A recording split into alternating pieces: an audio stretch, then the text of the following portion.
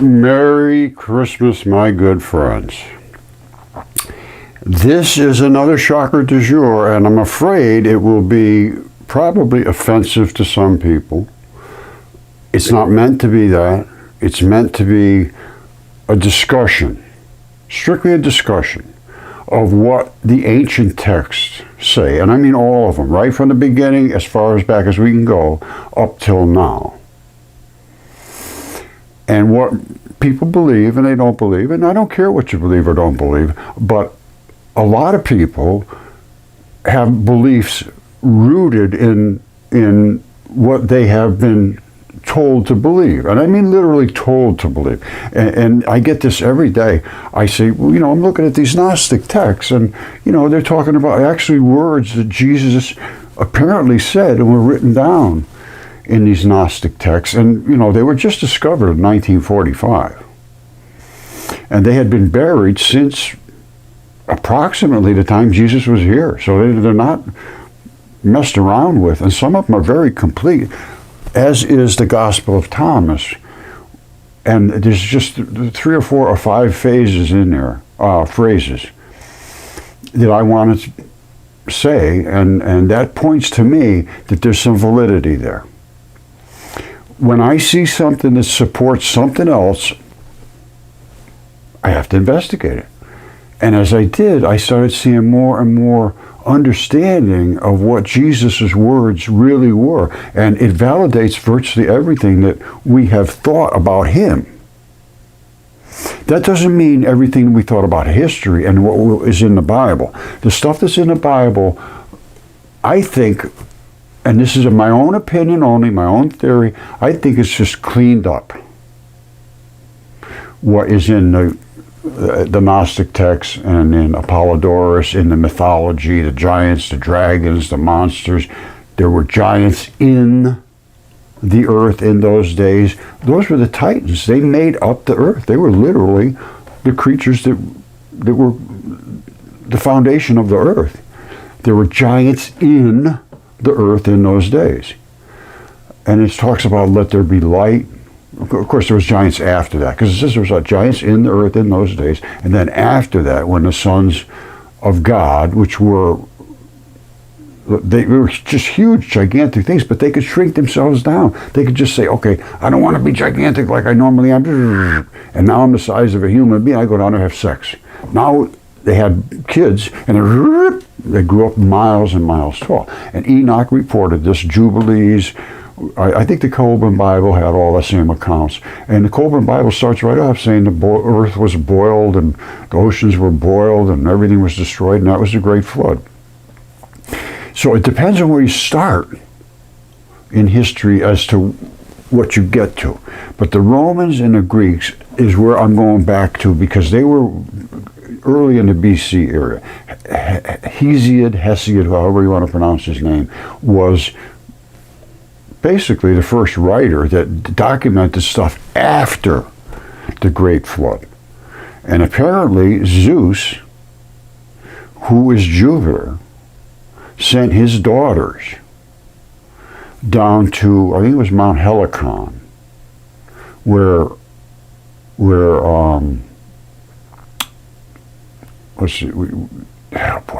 Hesiod was tending his sheep.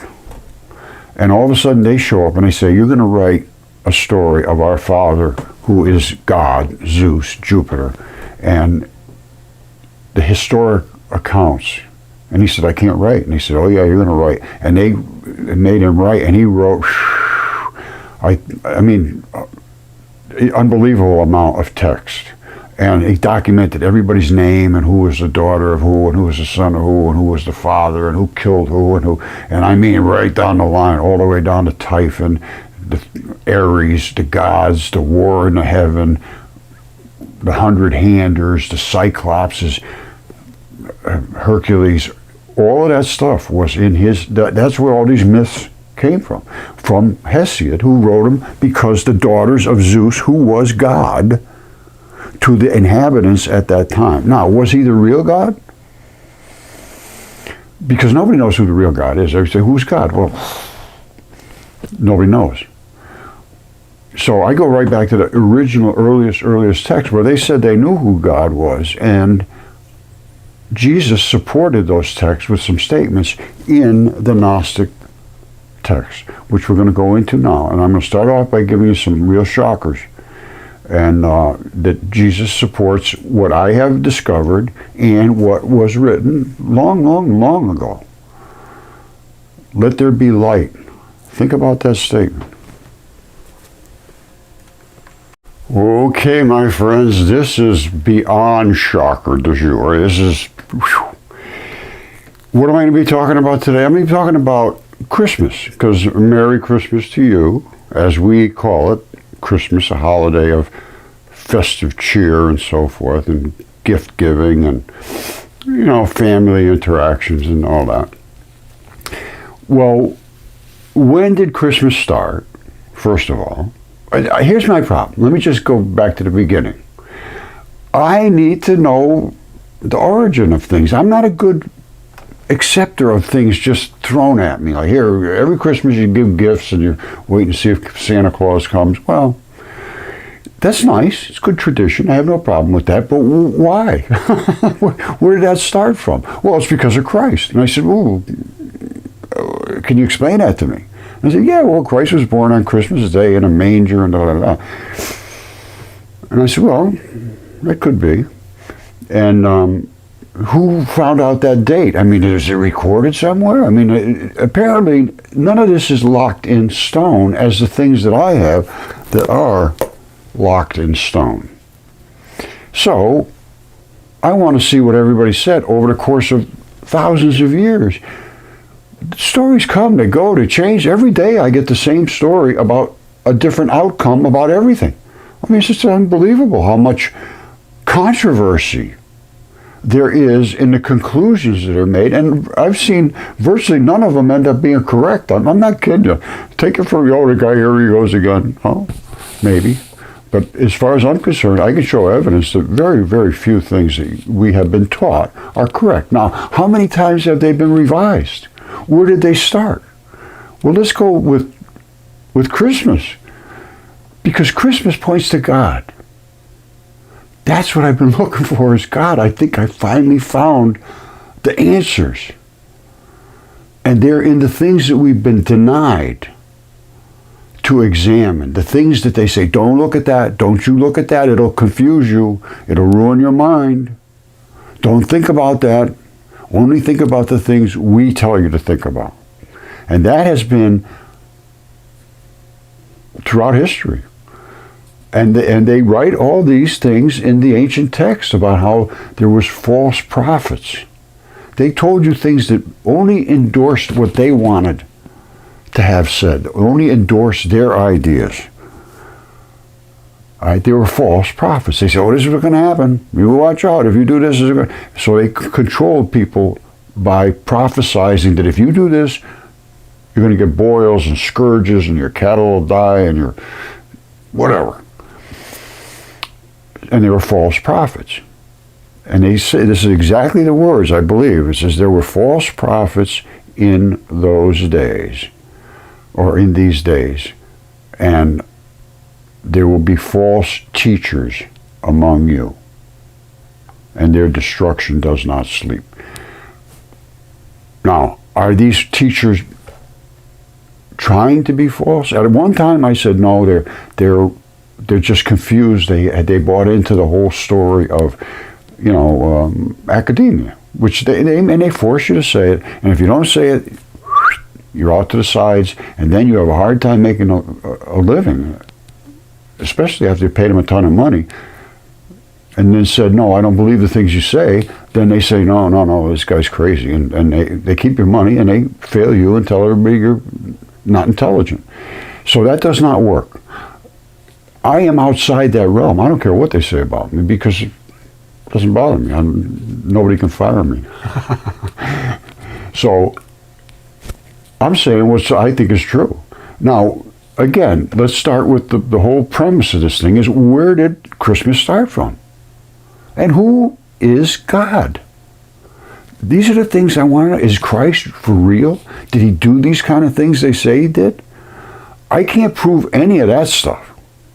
But from the words from his mouth that were recorded, specifically in the Gnostic text, which they say, don't read those, which just tell you, don't search, don't think. Only do what we tell you to do. That is domination, that's slavery, that is the worst type of thing. And the intimidation level is just off the charts. If you don't do what they say, they'll ruin your life. They won't throw stones at you probably, well, they might, but they won't kill you and just tack you on a cross and ruin, physically destroy you. However, they do just as well by telling everybody you're stupid, you won't listen, you don't think, you're not intelligent, you came here to be taught and you could not be taught, you're a failure. That's what they can do to you, and they do it day in and day out. To anybody that stands up. It happened to me. I just jumped out of the boat. I said, you guys sail along into Never Never Land. I'm out. And it took me about 3 years to understand. It is insane people. It's nothing but big egos and status and awards and all that stuff. So anyway, I went on my own. I did fine. Anybody can live if you have enough intelligence to get by. Some people just continue to do what they're told to do, and the tire just keeps rolling down the road, never changes. But this tire now is flat. It ain't working no more. So we are going to start with Christmas. And I think this points to God, and it points to the ancient God that was replaced, not by Christ. Nobody replaced Christ. They replaced God. And they replaced him with someone called, well, let's step back from this. Let's just take a look at what Christmas does represent. And then we'll try to understand the deities behind these festivals. Because December 25th was not a Christian holiday.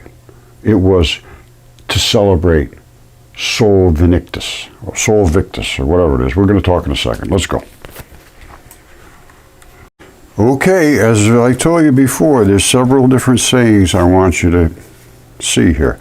This is from that Gnostic library, and it's the Gospel of Thomas. And supposedly this is Doubting Thomas, who wrote these sayings while Jesus was here walking on earth. And there's 114 of them. I'm going to tell you right now, there's a lot of them nobody I can imagine could possibly understand about them. However, I think if you understand them as a totality, you have accomplished number one, which is whoever discovers the interpretation of these sayings will not taste death. Now, the interpretation of these sayings, you have to know every single saying what it means? I don't think so. I think it means if you understand the body of work here and what it refers to, you're good to go and you will not taste death. That's what I'm hoping. And I'm hoping I understand it correctly. But I've been studying. This is the other one I want you to see. This is ultra important. Jesus said, those who seek should not stop seeking until they find. When they find, they will be disturbed. When they are disturbed, they will marvel and will reign over all. And after they have reigned, they will rest. The key to take away here is you got to seek, first of all. If you don't seek, you're never going to find anything. You just wasted your life. To me, that's my opinion. So if you don't seek, or if you seek, don't stop. Don't just say, "Ooh, look at that," and then, I'm done. Case closed. I'm being told what to say, and that's good. No, continue to question it. Anyway, but when you find, you'll be disturbed, and that is a fact. I was like, whoa, I never expected this, and I never did. And I don't think many people ever did. This is also important. Jesus said, know what is in front of your face. Just look at it. Just look at that. Look, it's a foot. Nobody's ever told you that that's possible, and they refuse to look at it now. And my other stuff is DNA tested. Jesus said, look, know what is in front of your face. What is hidden from you will be disclosed to you if you just open your eyes. For there's nothing. Now this is the key, because I was afraid of opening up this information. I got information that is staggering to the human race, basically. There's nothing hidden that will not be revealed. And trust me, the things that are being revealed, and there is nothing buried that will not be raised. Mud fossils. Now, that's pretty important stuff. Now, number 56 is also quite important. Now, this could be taken in a couple of different various ways. Originally, I took it to say, when Jesus said, whoever has come to know the world has discovered a carcass. And whoever has discovered a carcass of that person, the world is not worthy. Now, originally, I took it to be the world is the earth, the literal earth, the mountains and all that stuff.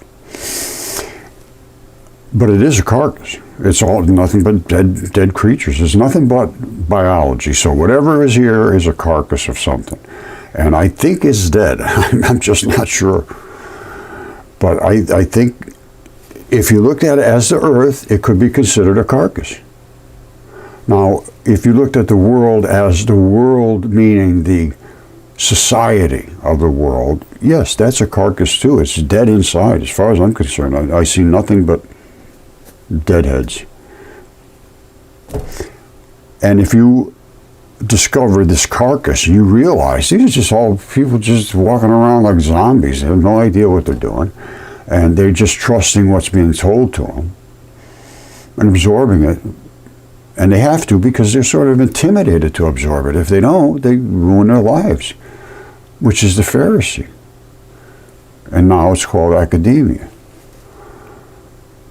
All right, so once you discover it, you are above the rest of the world, because you understand the rest of the world is just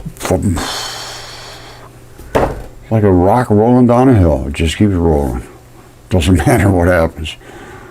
All right, this is a couple of interesting ones. Whoever has come to know the world, and this is again, Jesus said, whoever has come to know the world has discovered the body. And that's how I did discover the mud fossils, because of the bodies of creatures. I did discover the body because of the mud fossils and discovering from the world. And whoever has discovered the body of that one, the world is not worthy. And I now have to assume that the world means the population of the world, because the people of the world are not worthy of inheriting this existence. They're just not worthy of it. They can't deal with reality. Everything is self-interest. Very little compassion that I see. I mean, there are vigorous nests of compassion. Yes, absolutely. And there are people just don't seem to care. And I know from past experience, I was one of the, whatever happens, happens. It's not my fault. It's not my problem. Well, there's something to be said for that.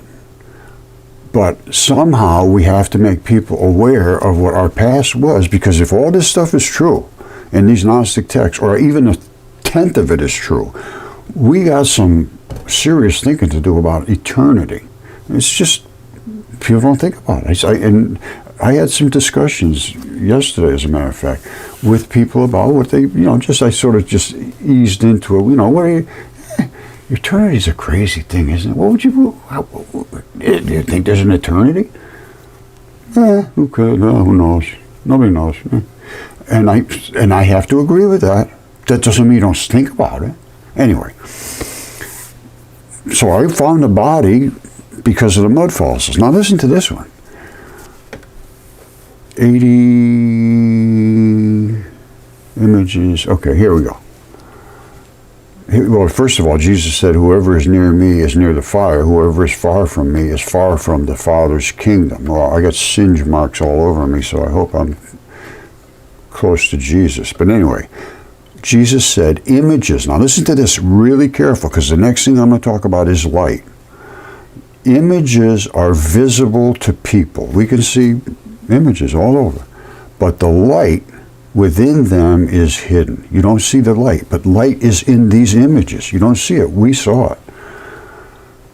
So images are visible to people. You see the whole thing here. But that is made of light, literally made of light. Light is atomic vapor. It is particles. I've shown it a lot of times. So he says images, which is these images, are visible. You can see them. But the light that's inside of them, which makes them, is hidden in the image of the Father's light. And the Father's light is, I think, the Son. The Father, he will be disclosed, but his image is hidden by his light, blinded by the light. You cannot see into the Son. There's been a lot of talk about that. You can't look at the Father. You can't look at him. Nobody can see him. Well, you can't. You're blinded by his light, is exactly what they're saying. Now, where did we come from? What did Jesus say about where life comes from? Where did we come from? Because they asked him. Let's see what he had to say. All right, here's some more. Listen to this. Jesus said, congratulations to those who are alone and chosen, for you will find the kingdom. For you have come from it, and you will return there again. Alone, trust me, you're going to be alone if you start talking about the things I'm talking about. Trust me, I know this. Now, number 50, this is the killer. This one here knocked me right off my chair. Jesus said, if they say to you, where have you come from? Say to them, we have come from the light, from the place where the light came into being by itself. It established itself and appeared in their image. The light coming from the sun, which you can't see because it obstructs itself, is the radiation that creates their image, which is us. Let us make them in our own image. Let there be light. Boom. Let's just finish up with that one. Let's keep it going here. If they say to you, where have you come from? Say to them, we have come from the light, from the light, from the place where light came into being by itself, which I say is the sun. It established itself and appeared in their image, down here on earth, in their image. If they say to you, is it you? Say, we are its children, children of the light. And we are the chosen of the living Father. Our molecules are chosen somehow. I don't know how. If they ask you, what is the evidence of your Father in you? Say to them, it is motion and rest. Precisely. Light is motion and activity and energy, and when it sits together in a mass and just sits here like my little buddy Caesar, Augustus, my goose, it's rest. But when you have light in travel and when you have energy working, it's nothing more than light, but it's energetic light. When it's light and it's not at rest, it's not in motion, it's at rest. Motion and repose is another way they put it. This is some serious confirmation of the things that I have discovered that I believe point to Jesus as being as advertised. He appears to be what he said he was, as far as I can determine from all the ancient texts that I haven't done them all, but I've seen enough to make a fairly good conclusion that he was here. He did basically the things that they say that I can't prove any of that. But seeing these things that nobody, and he said, I will give you things that the mind has never even considered, that no mind has considered, somewhere in here in the Gnostics. He said, I will give you this, I'll give you that, and I will give you things that no mind has ever considered. And that's exactly this. You know, I mean, once you get past Hesiod and Apollodorus and all that, by Christ's time, they didn't even believe in giants. They thought that was all nonsense. I guess maybe they believed in Goliath being like 12 feet tall, but they had no clue about the dragons the size of them, and absolutely no clue about the size of the real giants, the titans. And they just thought that was all silly by that time. So, you know, a couple thousand years later, to us, we're denied even to think about that stuff. And that's, I'm telling you, you're denied. I don't care what you say, you are denied. You go in there and say, wait a minute, you're saying this, let's talk about this in relation to that. No. That's nothing to do with this. This is science. You're talking about something that's not science. No, I'm talking about physical specimens. That's not evolution. I have a bunch of different types of feet that are from what we call notos. We have creatures that were solidified in the Great Flood. These are in the Triassic. I have a footprint right in the middle of the Triassic layer, which shows that all three layers were wet at the exact same time, which was from the Great Flood. This stuff is not allowed to be discussed. And this is what Jesus, and this is why these things were buried in the desert, because if they were fine, they would have been burned, and no one would ever know this. And these just were discovered in 1945, along with the Dead Sea Scrolls, which changed everything. I mean, literally changed everything that we were taught. Everything.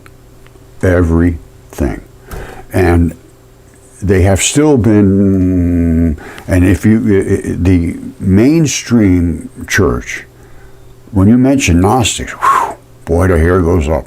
Don't you read that stuff. You'll be so confused. It'll destroy your mind.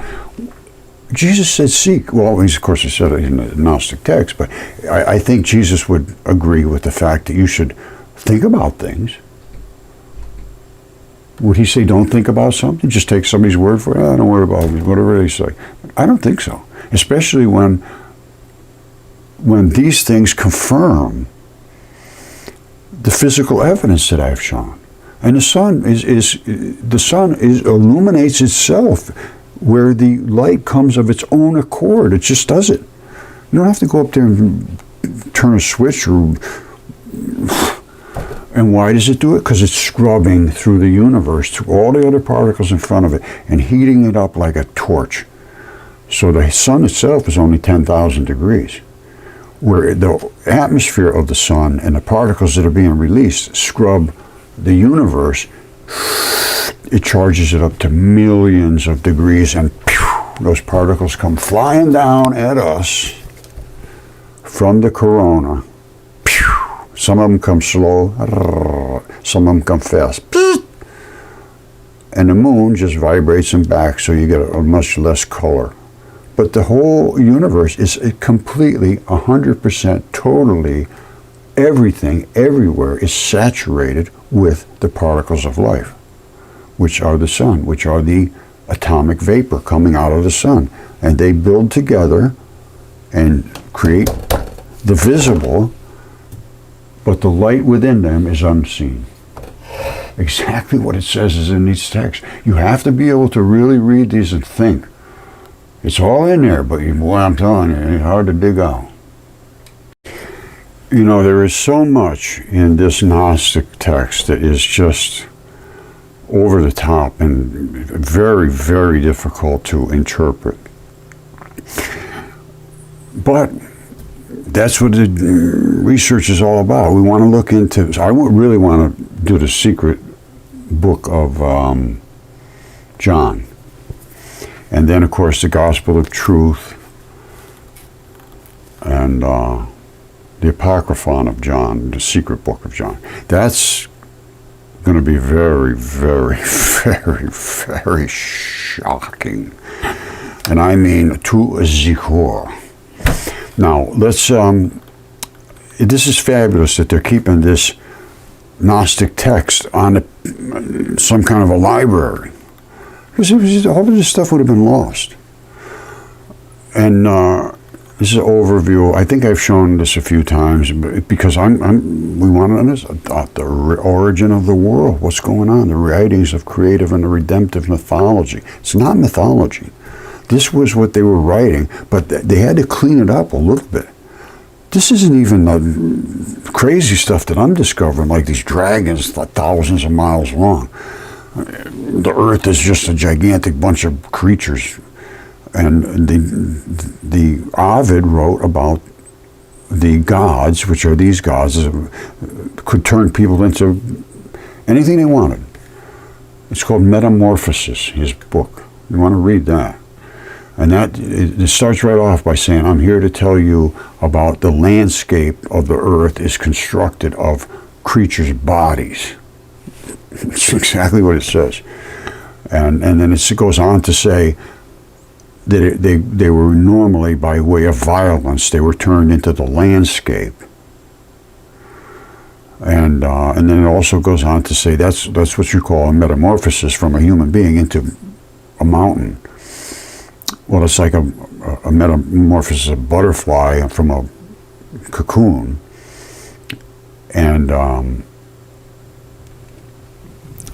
they could change themselves into anything they wanted. They could become ants, mushrooms, fungus, constellations, rivers, and that's exactly what Ovid says. Read it, Metamorphosis. Just look it up, very simple and very, very complicated.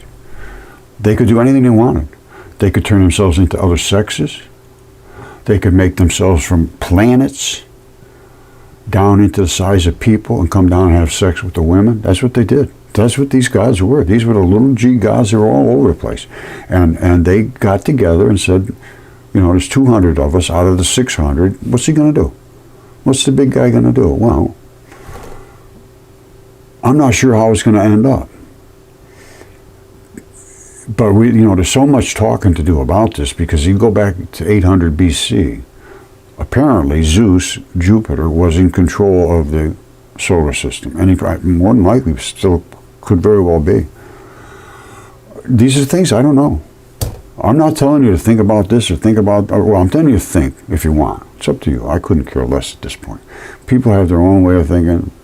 Other people, all they want to do is criticize and be nasty. Other people just want to say, oh, yeah, this is fabulous. And then you have a few people in the middle that say, wait a minute, let's think about that.